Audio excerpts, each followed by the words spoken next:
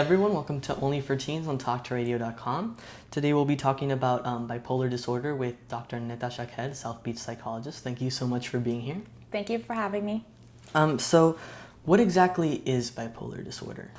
Bipolar disorder is a mental disorder, a mental disease that is characterized by extreme vacillations in mood.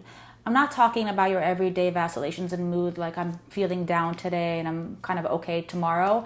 I'm talking about extreme vacillations in mood that go from highs to lows and also in the middle that can last several days, several weeks to several months long for each episode. Mm-hmm. And would you say they're common in teens and young adults? You know, it's really controversial. There is some literature that supports that bipolar disorder appears as early as age 6 in children, but it's not very common. And as I said, it's controversial as to whether or not we could even diagnose bipolar disorder in children and in teens. That being said, I've seen cases and I've seen literature about bipolar disorder existing in teenagers. Mm-hmm. So despite the controversy, what age would you say symptoms really begin showing or developing? Is there a common age? Most of the time, symptoms emerge in the late teenage years and in the early adult years. In fact, most of the time, by age 25, the symptoms have already emerged. Mm-hmm. So what exactly are the symptoms for teens? Do they differ in any way from adults? Not really. They're the same symptoms as they would be for children or for adults. They're symptoms characterized by either mania, hypomania, or depressive episodes vacillating. And, you know, sometimes people come into my office and they say, oh, I think I'm bipolar because 5 minutes ago I was really mad and now I'm fine. No, that's not bipolar. Bipolar is when you have episodes that last for several days, several weeks, or several months that are extreme, that are really, really extreme, where you cannot change your mood. You're either depressed most of the day, every day, you're manic most of the day, every day, or you're hypomanic most of the day, every day, for several weeks at a time. And what exactly does it mean to be manic or hypomanic? That's a great question. Mania, or to be manic, means that you're feeling on top of the world. You don't need sleep, you don't need food, you don't need anybody to help you do anything. You might make very poor decisions, you might be extremely impulsive. You might spend excessively, a lot more money than you have or that you wanted to spend on something. I've seen people go and spend, gajillions of dollars on something that they didn't really mean to spend on, but they were manic. So that's mania. Hypomania is feeling also pretty much on top of the world, but not to that extreme, not to the same extreme as mania, and also not as destructive, not taking it to the level where you're spending too much money or not sleeping at all or not eating at all. Not quite there yet. Not quite there yet, right. Another symptom of mania also, by the way, is talking very, very quickly, jumping from one thought to another, So hypomania might not be at the level of mania yet. And then depression is when you're feeling sad most of the day, every day, have difficulty concentrating, have poor appetite. You might have thoughts of suicidality, of wanting to hurt yourself, having poor concentration and poor attention, and having poor sleep. And these all last generally from, you said, days to weeks to even months, right? Yes. Never a couple of moments or a couple of hours. That's not bipolar. Right. And so what would you say are the aspects of a teen's life that are most affected by having this disorder?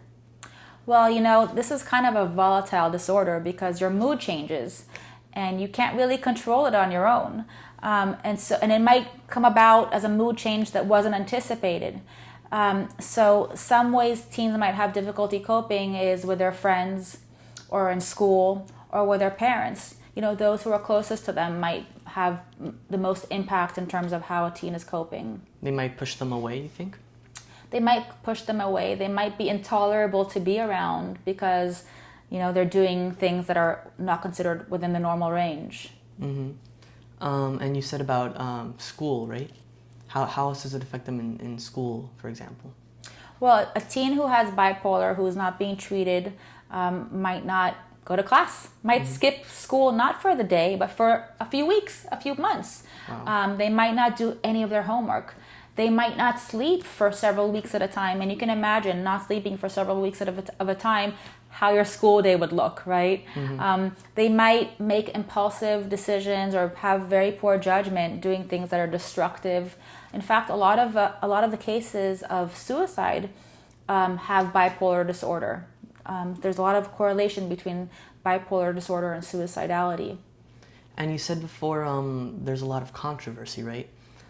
So if a teen were to go to a psychologist because they believe they have bipolar disorder and they get diagnosed, would you suggest they get a second opinion, maybe?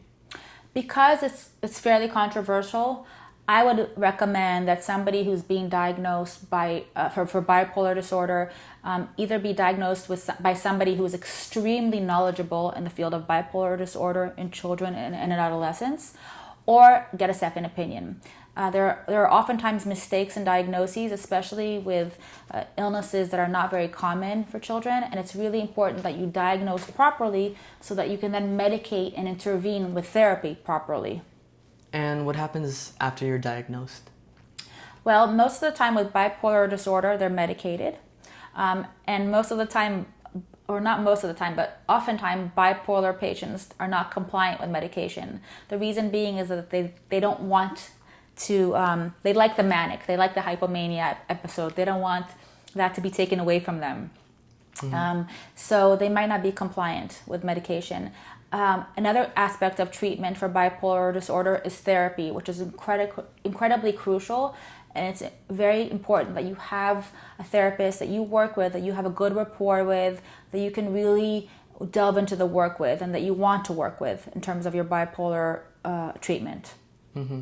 And because you said this isn't as common of a disease, would you say teens are ever wrongly diagnosed with something else, maybe depression, for example? That's a great question. You know, a lot of the literature supports that the symptoms of bipolar are very similar to other symptoms of other disorders, specifically ADHD or OCD or ODD, oppositional defiant disorder, or PDD, pervasive developmental disorder. So a lot of these disorders are sort of cousins of each other, and they might present as one disorder or another. So it's really important to be properly diagnosed and then to intervene on the symptoms that we need to treat. Right. So after they've been diagnosed, do you think a teen can completely live a normal life? You know, what's normal, right? I think that it's important to be compliant with medication, to be compliant with therapy. And if you do those things, there are plenty of people who are very successful and very accomplished who have bipolar and lead, fairly good lives. I mean, recently there are some celebrities who came out and shared that they're bipolar. I've treated many professionals, attorneys, doctors, TV personalities that have bipolar. So you can lead a good life. It's important though to be compliant with your medication regimen and to be in therapy regularly. So there's no reason for a teen to feel shamed or to feel limited in anything they do? I think that there's no reason to be shamed at all. I think it's a very common disorder. About 6 million people in the U.S. have bipolar disorder. So it's common. It's the more important thing, rather than shaming yourself, is finding good, effective treatment that helps you cope and that helps relieve you of your symptoms. Is there any advice you'd like to give to teens who have bipolar disorder? I would first of all find a good psychiatrist and a good psychologist that you can work with for life, pretty much, that you think is knowledgeable and that you have a good rapport with. Secondly, I would encourage you to try to be as compliant with medication and with therapy as possible, because it will change the way your life will be, and for the better. And thirdly, I would really try to find as much support as possible, whether it's through online communities or whether through friends and family, about bipolar disorder and about coping with bipolar disorder. Well, thank you so much, Dr. Shaked. If you have any other questions, you can always reach Dr. Shaked at drnettashaked.com. Thank you. Thank you.